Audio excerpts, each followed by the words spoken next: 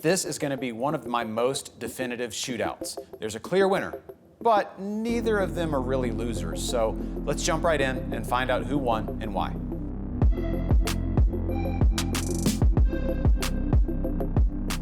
I'm Andy from Competitive Cyclist. This is the Lake CX333, and this is the Shimano S-PHYRE 903 Power Road Shoe.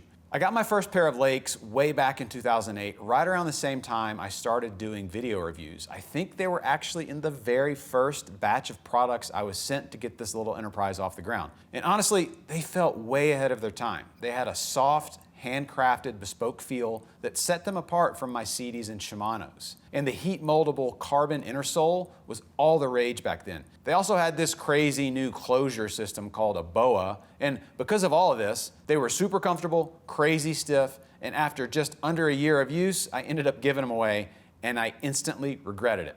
I haven't owned a pair since. So when the CX333s showed up, the feelings of nostalgia kicked in, and I couldn't wait to put them to use. And the good news is, all of the features I loved so much about those 401s are back and better than ever in the 333s. They're made from the same amazing Clyde kangaroo leather, which has a soft suppleness you just don't get in other leather or synthetics. The BOAs are back to help dial in a perfect fit, and they've bolstered the support and comfort of their double carbon sole by adding the Carbitex support panel at the arches. Probably one of the best features of this system is that it provides all of this comfort and support without sacrificing any stiffness. Under power, these are as good as it gets. The CX333 also has a soft tongue and a roomy toe box. Oh, and as an added bonus, Lake brings back their heat moldable tech at the thermoform heel to keep you locked down during high-powered efforts. The result? Well, these shoes, unlike any other, will feel absolutely amazing the second you put them on. Now, when you shift your gaze over to the S-PHYREs, there's a pretty stark contrast. The 903s feel clinical and sterile when compared to the hand-built on a workbench vibe of the Lakes. It's kind of like that ongoing old Shimano versus camping meme. You know, the one that says something like one was built by artisans with dirt under their fingernails, and the other was built by brainy technicians in a stark white clean room somewhere in Japan. And I'm not throwing shade at either method, and the Lakes clearly weren't cobbled together in a dark garage. But this shoe, the 903 PWR, is a shining example of Shimano's commitment to precision and absolute perfection. The S-PHYRE 903 PWR uses the same synthetic upper material that Shimano has used across their line for several years. It's lightweight, it's breathable, and because it's not organic leather, it's quite resistant to stretching. That doesn't mean it's uncomfortable though. It flexes just enough, and the BOA and Velcro closures ensure you have nearly infinite adjustability to fine-tune them to your liking. Overall, the last is a bit narrower than the Lakes and most other brands, but with that narrowing and shaping comes support and stability. What you get is a shoe that's in nearly full contact with your foot, with the added bonus of anti-twist stabilization at the heel. The result's a virtual elimination of hot spots caused by friction because your foot's not moving around inside the shoe. And when you slap on the stiffest sole Shimano has ever made, you can almost feel how many watts you've been losing in other shoes, even if they're Shimano's. Seriously, I also have the non-PWR S-PHYREs, and the difference in power delivery is staggering. So, who wins and why? Well, if you don't already know this, I'm a Shimano shoe and pedal guy and have been for over 20 years. But I've used and abused every shoe brand under the sun. CD, Giro, Louis Garneau, and Souplesse, to name a few. And when I stack the CX333 up against the 903 PWR, there's really no contest. The Shimanos win. The Lakes are no slouch, and for 500 bucks, they better not be. But for me, they fell down on two fronts, and they fell kind of hard. First, the cleat position. I absolutely love the graphics they use to help get your cleats in the right position, but there's one big problem, for me at least. The holes have been drilled too far outboard for me to achieve the right foot position. I had to push the cleats all the way over to the inside of the shoe to achieve the right position, which surfaced big problem number two. The toe boxes, because they're so wide, made contact with my crank arms, and no amount of adjustment on either Speedplay or Shimano fixed it. And that's a big disappointment because I really wanted to fall in love with Lake again after all these years. By contrast, the 903 PWR has a profile and cleat hole drilling that's easy to dial in. They're comfortable, they're very well ventilated, and even with just one BOA, you get a ton of adjustment. And I wasn't kidding about the sole. I was literally seconds faster at the same power output on all my local climbs, and I've never felt a shoe more planted when I launched out of the saddle. Now, one small drawback to that is that these are a touch too stiff for an all-day epic.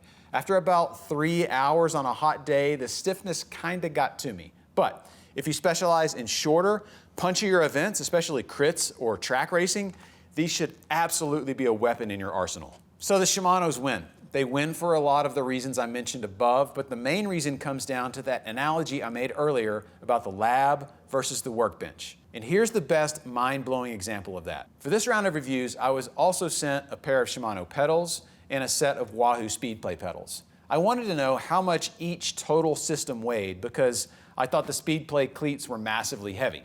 Turns out they are, but the cleat plus the pedal on both systems was pretty close in weight. And since I had my gram scale out already, I decided, just for grins, to weigh the shoes individually without cleats. And here's where it gets good. The left Lake shoe weighed 315 grams and the right one weighed 330. No big deal. I expected a similar disparity on the Shimanos because, it's got to be pretty difficult to perfectly match the weight of a left and right shoe during a complex manufacturing process, right? Wrong.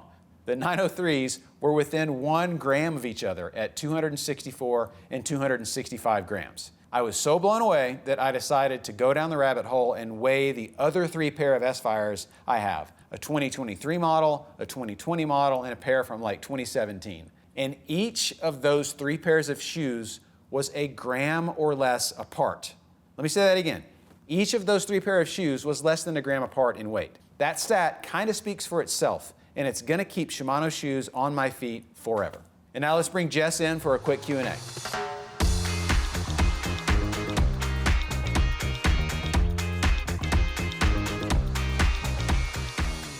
All right, thank you so much for giving us that review, Andy. I do have a few questions for you. Which shoe is more breathable? Like, it's a really hot day. I might not necessarily be going on that long of a ride, but I do want to keep my feet cool. Hands down, Shimano's more breathable. Just looking at it, you can see it's more well ventilated on the top. It also has kind of a bigger vent in the bottom. And the synthetic upper material that they use in general, like outside of where they've poked holes in it, is a more breathable material than this kangaroo leather.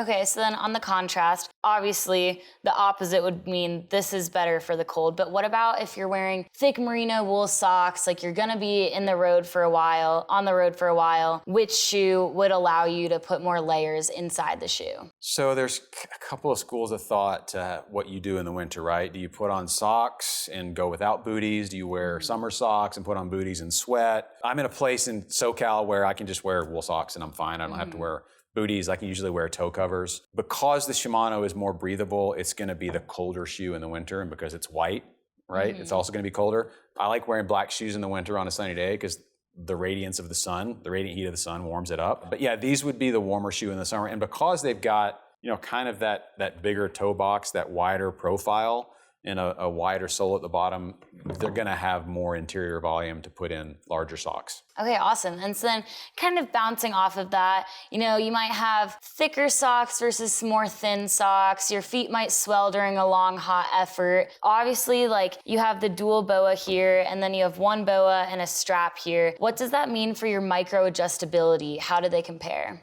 So I personally like to adjust my shoes a lot when I ride. So I'll start off with them pretty loose. After the ride goes on, I'll tighten them up. And then as my feet swell and kind of unswell, or whatever you call it, during the ride, I'll again continue to micro adjust. I found that really these two micro adjust equally, because if you can see, the BOA and the strap are kind of in the same position. This one did, however, lock down kind of my forefoot and the ball of my foot better with this Velcro, because of the position of it, was right over that that space between your big toe and the ball of your foot, and it was able to lock it down better. This was okay, but didn't lock down the front of the foot as well as that. As far as micro adjustment goes, both are about equal. Okay, good to know. My last question for you is, when considering the shoe, I know you talk about hot spots and what can cause what. Obviously, there's more factors, so what all can lead to you having hot spots, and is the shoe the most important thing to consider?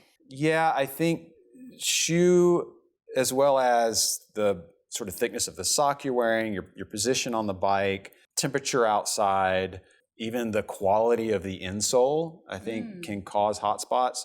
Shimano has really good quality insoles. I've never been a fan of the insoles that some other brands like CD include. They're really thin and kind of worthless, so that's always the first upgrade I make when I get a pair of CDs. The insoles in Lakes are really nice. The one thing that I think causes hot spots for me the most, well, not one thing, I can think of three things. One, the heat of the pavement, right? You're riding on an 80, 90 degree day on black pavement. That pavement is 120, 130 degrees, and your feet are that far from it. That's going to heat up your shoe. That's going to exacerbate any friction or any looseness or over tightness of the shoe and cause that hot spot. And that kind of leads me to point number two. If your shoe is too tight, you're going to cut off circulation and you're probably going to cause hot spots. If your shoe is too loose or your foot is moving around too much in there, it's going to cause friction and it's going to cause a hot spot. So that's why in the review I made the point that this one's kind of in like full contact with your foot, sort of like a good bib short or a good aerodynamic jersey, and it keeps your foot from moving, and then that anti-twist heel goes a long way in sort of helping keep everything in place. So for me, those are the things that cause hot spots. The other thing was like this sole is really, really, really, really stiff. It's like Tour de France pack sprinter, track sprinter stiff. And when I was wearing it kind of side by side with my standard S-PHYREs, it led to kind of the feeling of hot spots and friction and like discomfort quicker than the other ones did. Like I could wear the standard S-PHYREs for 4 and 5 and 6 hour rides, no problem. These, after about like 3 hours on kind of a warm or hot day, just like the lack of flex and give in the sole kind of got to me. Okay, good to know. Thanks for watching, guys. If you have any questions that I didn't already ask, please feel free to ask them in the comment section below or reach out to one of our gearheads. There will be more information on how to contact them in the description. If you liked this video, leave us a thumbs up and subscribe. Again, thanks for watching, and we'll see you next time.